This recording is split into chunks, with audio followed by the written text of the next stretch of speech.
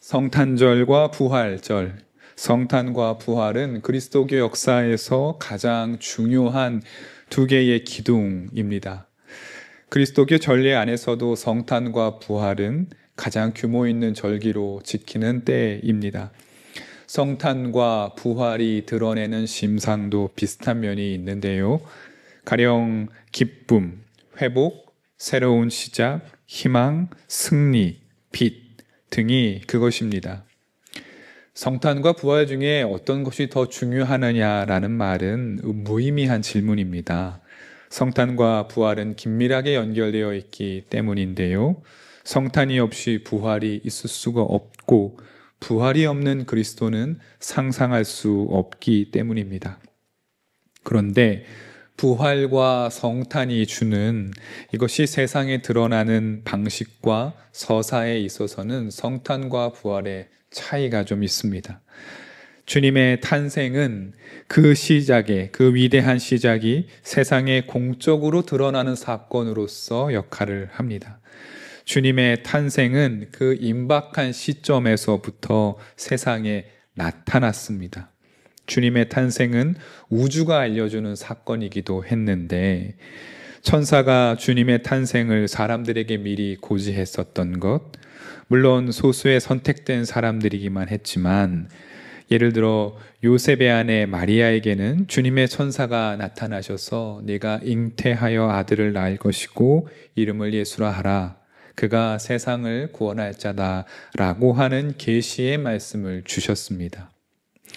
아기 예수가 태어나시자 한밤중에 양떼를 돌보고 있던 목동들에게 주님의 천사가 나타나서 구원자의 탄생을 알리기도 했습니다. 동방의 박사들은 별을 보고 위대한 분의 탄생이 있겠다라는 것을 직감했습니다.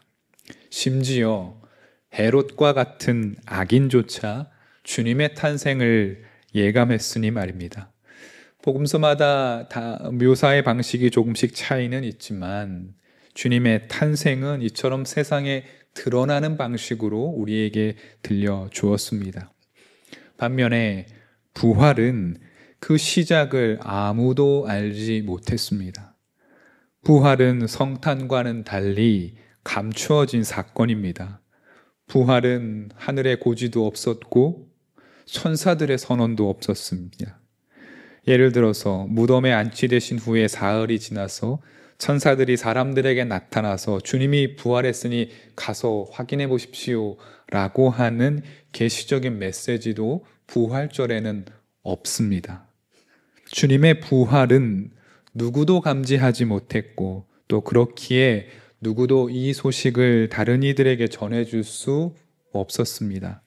주님의 부활은 침묵간에 고요하게 일어난 사건인 것이죠. 그렇기에 주님의 탄생, 그러니까 성탄은 우리에게 주어진 위대한 선물이라는 은유를 갖고 있다면 주님의 부활은 우리가 찾아야 할 숨겨진 보물에 가깝습니다.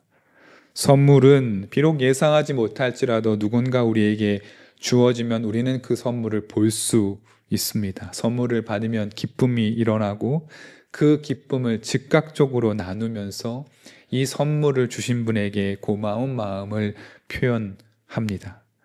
그러나 숨겨진 보물은 찾아내지 않으면 알 수 없습니다. 숨겨진 보물을 찾기 위해서는 우리는 찾는 과정이 거쳐야 합니다. 부활은 우리에게 당연한 대가로 선물처럼 오는 것이 아니라 찾아 들어가야 겨우 만날 수 있는 빛으로 우리에게 오신 것입니다. 오늘 우리는 요한복음이 증거하고 있는 주님의 부활 이야기를 살펴보았는데요. 요한이 그리는 부활 이야기에는 꽤 여러 사람들이 등장을 합니다. 막달라 사람 마리아, 시몬 베드로를 비롯한 제자들, 그리고 이름은 나오지 않지만 주님의 사랑하는 제자라는 별명을 가진 이도 등장합니다. 후반에는 사람은 아니지만 흰옷을 입은 천사 둘도 등장을 합니다. 주님의 부활 장면을 담은 이야기치고는 꽤 많은 숫자의 사람들이 등장하지요. 이 주인공들 사이에서 주님의 부활의 처음과 끝을 이끄는 인물은 누구이겠습니까? 막달라 사람 마리아입니다. 막달라 사람 마리아. 우리는 그녀가 요한복음에 이미 여러 차례 등장했다라고 생각하지만 요한복음서 안에서 막달라 마리아의 이름이 최초로 등장한 장면은 주님께서 십자가에 달리셨을 때입니다. 바로 그 옆에 있던 여인들 가운데 하나로 막달라 마리아의 이름이 최초로 요한복음서에 등장합니다. 19장 25절에 그런데 예수의 십자가 곁에는 예수의 어머니와 이모와 글로바의 아내 마리아와 막달라 사람 마리아가 서 있었다. 요한복음서의 막달라 마리아가 최초로 등장하는 때가 바로 이때입니다. 마리아가 예수님을 언제 어디서 처음 보았는지는 알 수는 없습니다. 멀리서 주님을 배웠을 수도 있었고 예루살렘을 지나다니시는 모습을 지켜보았을 수도 있습니다. 그러나 요한복음은 십자가에 달리신 바로 그때에 막달라 마리아를 등장시킵니다. 그런데 여러분, 여기서 이 막달라 마리아의 시점을 한번 생각해 보십시오. 주님은 지금 십자가에 매달려 계십니다. 주님의 시선은 땅으로 떨구어져 있습니다. 마리아는 그 주님을 올려다 볼 수밖에 없겠죠. 그리고 주님께서 마지막 눈을 감는 장면, 그러니까 떨궈진 눈이 감켜지는 장면을 마리아는 그 아래에서 다른 여인들과 함께 지켜보았습니다. 주님의 마지막을 지킨 여인인 마리아가 주님의 무덤을 지키는 자가 되었다라는 것은 의미심장합니다. 여러분, 언제나 마지막을 지키는 이들이 있습니다. 누구나 시작을 함께 할 수는 있어요. 그러나 끝까지 자리를 지키는 일은 아무나 할 수 없습니다. 시작은 희망을 기약할 수 있지만 마지막은 희망의 부재와 싸워야 하기 때문입니다. 마리아는 주님의 마지막, 눈이 감긴, 입이 닫힌 그 마지막부터 주님을 지킨 자였습니다. 주님의 남성 제자들은 그 마지막에 도피했으나 여성 마리아는 주님 곁에 서서 비로소 자기의 사명을 감당하기 시작한 것입니다. 무엇 때문이었을까? 성경은 침묵하고 있기에 우리는 상상할 수밖에 없습니다. 저는 예수님께서 눈을 감은 그 마지막 날, 십자가 아래에서 올려다본 마리아의 시선과 십자가 위에서 내려다본 예수님의 시선이 마주쳤기 때문이다라고 생각합니다. 주님의 마지막 시선에서 마리아는 내가 이분을 끝까지 지키겠다라는 결단이 그녀의 마음속에 자라났으리라 생각합니다. 이분이 비록 세상을 떠나도 나는 이분과 끝까지 함께 하겠다라는 결단을 마리아는 내렸습니다.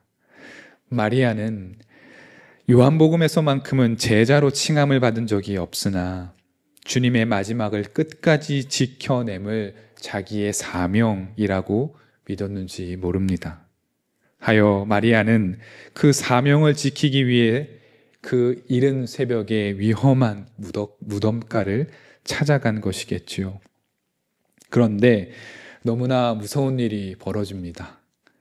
돌문이 열려 있던 것입니다. 마리아는 그 시로 시몬 베드로에게 찾아가서 이 일을 고합니다. 마찬가지로 놀란 베드로와 다른 제자들이 서둘러 무덤으로 달려갑니다. 베드로와 다른 제자가 무덤을 살피지만 그들이 발견한 것은 잘 개켜진 삼배와 시신의 머리를 둘렀던 두건이었습니다. 누군가 주님의 시신을 탈취한 것이 분명한 상황입니다. 우리는 이 의미를 이미 알고 있습니다. 주님이 부활하셨다는 것을 우리는 알고 있습니다. 그러나 9절에서 요한은 이들이 아직도 주님의 부활을 믿지 못했다라고 이야기하고 있습니다. 참으로 부활은 성탄과는 달리 숨겨진 사건임을 다시 한번 확인할 수 있게 됩니다. 눈앞에 부활의 증거가 있음에도 부활을 믿지 못하고 있으니 말입니다. 주님의 수제자라 불렸던 시몬 베드로도, 주님의 사랑받는 제자라는 별명을 가진 그 제자도 주님의 부활을 찾아내지 못했습니다. 그들에게 부활은 여전히 감추어진 사건입니다. 10절은 그래서 무척 아픈 문장입니다. 그래서 제자들은 자기들이 있던 곳으로 다시 돌아갔다. 숨겨진 부활을 찾지 못한 이 제자들은 집으로 다시 돌아갑니다. 그러나 막달라 사람 마리아는 돌아가지 않습니다. 그녀는 망연자실한 채 울어버리고 맙니다. 그녀에게도 주님의 부활은 여전히 숨겨져 있습니다. 그런데 도무지 주님의 시신을 찾을 수가 없으니 괴롭습니다. 주님의 마지막을 끝까지 지키노라 약속했지만 그녀는 그 사명을 처음부터 감당하지 못하게 되는, 그의 사명이 실패하게 됐기 때문입니다. 그래서 마리아의 마음은 무너지고 있습니다. 이때 마리아의 작은 행동 하나가 우리에게 큰 울림을 만들어냅니다. 11절에 그런데 마리아는 무덤 밖에 서서 울고 있었다. 울다가 몸을 굽혀서 무덤 속을 들여다보니 라고 11절이 기록합니다. 여러분, 이 장면을 한번 상상해 보십시오. 눈물로 범벅이 된 마리아는 집으로 돌아가지 않고 무덤을 지키고 있습니다. 속상하고 아쉬운 마음에, 혹시나 하는 마음에 그녀는 울면서 몸을 구부려 무덤 안을 들여다봅니다. 우리는 마리아의 이 마음, 울다가 몸을 굽혀 다시 한번 무덤을 들여다보는 그녀의 이 마음을 헤아려야 합니다. 혹시 내가 놓친 것이 있지는 않은지, 혹 그 잠깐 사이에 누구라도 주님의 시선을 갖다 놓은 것은 아닌지 부질없지만 간절한 그 마음을 말입니다. 여러분, 우리도 어린 시절에 소중히 아끼던 것을 잃어버렸을 때 이와 비슷한 마음이 있지 않으셨습니까? 저는 뭘 참 잘 잃어버렸는데, 열쇠 같은 거 잃어버리고 나면 꼭 우리 하는 거 있죠. 대충 어디쯤에서 잃어버렸다 생각하면 거기를 계속 맴돌지 않습니까? 이것도 찾아보고 저것도 찾아보고 어디 떨어졌나 구석구석 살펴보는 바로 그 마음, 그 기억 말입니다. 하여 울면서 몸을 굽혀 무덤 안을 들여다보았다는 이미지는 숨겨진 부활의 빛을 찾아내려고 하는 몸부림이며, 비로소 그 빛이 세상 밖으로 조금씩 나오기 시작했다라는 선언이라고 볼 수 있습니다. 그리고 놀랍게도 아무도 없었다 생각했던 그 무덤 안에 전에 없었던 존재들이 등장합니다. 바로 흰옷을 입은 두 천사이지요. 천사는 마리아에게 왜 우는지를 묻습니다. 마리아는 울먹이며 말합니다. 누군가가 우리 주님을 가져갔습니다. 어디에 두었는지 모르겠습니다. 이렇게 말하고 뒤를 돌아보니 이번에도 역시 지금까지 보지 못했던 한 사람을 봅니다. 복음서는 그가 예수이신 줄을 마리아가 그때까지도 알아보지 못했다라고 합니다. 학자들은 면전의 주님을 마리아가 바라보지 못한 이유를 신비한 모습으로 변모했기 때문이라고 보는 견해도 있지만, 저는 그녀가 주님을 이렇게까지 한 번도 가까이에서 본 적이 없었기 때문에 주님을 단번에 알아본 적은 없었다라고 생각을 합니다. 마리아는 주님을 먼 발치에서 보았거나, 그리고 가장 가까이에서 본 것이 어디입니까? 십자가 아래에서 고개를 올려다본 그 모습만을 기억하고 있으니 마리아는 예수님의 모습을 보고 당장에 그가 주님인지를 알지 못했던 것입니다. 그런데 마리아가 정말로 예수님을 분간하기 어려웠던 이유가 그 이후에 바로 등장을 하는데요. 15절에 마리아가 마리아를 향해 주님이 이렇게 얘기합니다. 여자여, 왜 울고 있느냐? 누구를 찾느냐? 마리아는 여전히 주님을 알아보지 못하지요. 이분이 동산지기인 줄 착각하고 혹시 주님의 시신을 어디에 옮겨 두었다면 나에게 그 위치를 알려달라고 내가 찾으러 가겠다라고 합니다. 참 귀한 마음이죠. 그런데 여러분, 이 이야기를 잘 따라가 보십시오. 주님이 마리아에게 왜 울고 있느냐라고 말씀하십니다. 이게 무슨 뜻이겠습니까? 마리아는 처음부터 지금까지 계속 울고 있던 중이라는 겁니다. 무덤가에 서 있을 때부터 제자들이 부활의 빛을 찾기를 포기하고 자기 혼자 남겨두고 떠나버렸을 때부터 마리아는 속상하고 북받치는 감정을 이기지 못하고 계속 울고 있었습니다. 천사들이 말을 걸 때에도, 주님이 말을 걸 때에도 그녀는 계속 울고 있었습니다. 여러분, 눈물을 쏟아내 본 적 있는 분들은 아십니다. 눈에 눈물이 가득하면 세상을 온전히 볼 수 없습니다. 그렁그렁 눈물이 가득 찼을 때 이 세상을 바라볼 때 여러분, 마치 물에 빠진 것 같은, 눈물이 가득한 상태로 세상을 보면 세상이 제대로 보일 리가 없습니다. 그러나 부활의 빛은 그 반대입니다. 눈에 눈물이 가득하니 그 부활의 빛이 더욱 또렷하게 보이는 것입니다. 주님께서 마리아라, 마리아야 라고 부르는 순간에 마리아의 눈물이 렌즈가 되어서 감추어진 그 부활의 빛을 볼 수 있었습니다.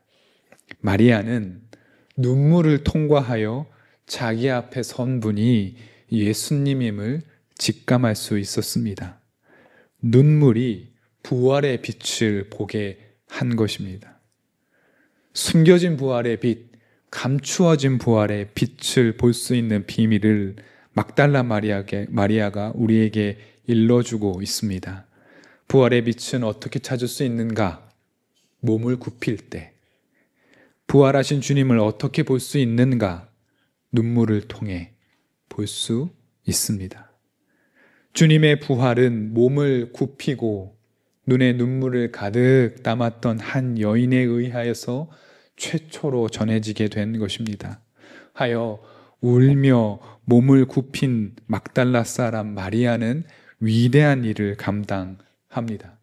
저명한 신약학자인 톰 라이트는 요한복음의 막달라 마리아를 향하여서 주님의 부활하심을 최초로 사도들에게 전한 사도라고 평합니다. 마리아는 사도, 그리고 최초의 사도입니다.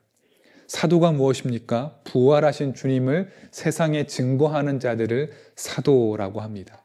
제자들은 다 사도가 됩니다. 부활하신 주님을 증거하는 사람들이었기 때문입니다. 그렇다면 마리아는 최초의 사도가 맞습니다. 제자들은 주님의 부활은 막달라 마리아라는 사도에 의해서 최초로 전해 듣게 된 것입니다. 그들이 부활하신 주님을 만난 일은 그 이후였음을 우리는 기억해야 합니다. 부활을 기쁨으로 고백하고 그 빛을 찾으려고 하는 그 애씀을 감당하는 청파의 청년 여러분, 부활의 빛은 숨겨져 있습니다. 그날 아침 부활은 고요 속에서 일어났습니다. 이 부활을 볼 수 있었던 마리아는 몸을 굽혔기 때문에, 그리고 눈에 눈물이 가득하였기 때문입니다. 우리가 부활을 믿고 그 부활을 전하는 제자들이라면 우리 역시 몸을 굽히고 눈에 눈물을 담아야 할 것입니다. 캔터베리의 대주교를 역임한 신학자인 로안 윌리엄스는 부활이란 세상을 짓누르는 폭력과 고통의 진실을 폭로하는 사건이며 세상의 허망함과 불완전함을 드러내는 진실이라 말한 바가 있습니다. 여러분, 오늘 우리의 세계도 마찬가지이죠. 우리는 부활을 맞았고 기쁨의 칸타타를 불렀습니다. 그러나 세상은 여전히 폭력과 고통으로 얼룩져 있습니다. 허망하고 불안합니다. 부활의 빛은 우리가 사는 세상 안에 여전히 감추어져 있는 것입니다. 그러니 우리는 이 세상에 감추어진 부활의 빛을 찾아내서 세상에 드러내 알려야 합니다. 어떻게 해야 하겠습니까? 몸을 굽혀 무덤 안이라는 세상의 그늘을 살펴야 할 것입니다. 그리고 눈물을 가득 담은 눈으로 세상을 바라보아야 할 것입니다. 그때 허무와 절망의 공간인 그 차가운 돌무덤 안에서 우리는 빛 되신 주님, 부활하신 주님을 발견할 것입니다. 눈물의 사도인 막달라 마리아의 가르침을 길잡이 삼아 오늘부터 우리는 부활의 삶을 살아내야 할 것입니다. 여러분, 몸을 굽혀 그늘진 곳을 바라보십시오. 그리고 눈에 눈물을 가득 담아 그 눈물을 렌즈 삼아 세상을 바라보십시오. 그렇다면 우리는 그 세계에서 부활의 빛을 보고 그 빛을 그대로 전하는 사람들이 될 것이라 저는 생각합니다. 함께 주신 말씀 기억하며 거듭의 기도를 드리도록 하겠습니다. 하나님, 커다란 돌문이 열렸는데 아무도 그 소리는 듣지 못한 모양입니다. 누구도 주님이 부활하셨음을 알지 못했기 때문입니다. 그러나 오직 울며 몸을 굽힌 여인 마리아를 제외하고 말입니다. 주님, 부활의 빛은 처음부터 숨겨져 있었습니다. 그 빛은 누군가 자기를 찾아주길 기다렸습니다. 눈물을 통해 세상을 본 마리아가 그 빛을 보고 그 빛을 세상에 전했습니다.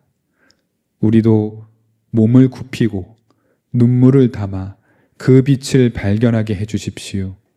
발견한 그 빛을 세상에 전하게 해 주십시오. 예수님의 이름으로 기도드립니다. 아멘.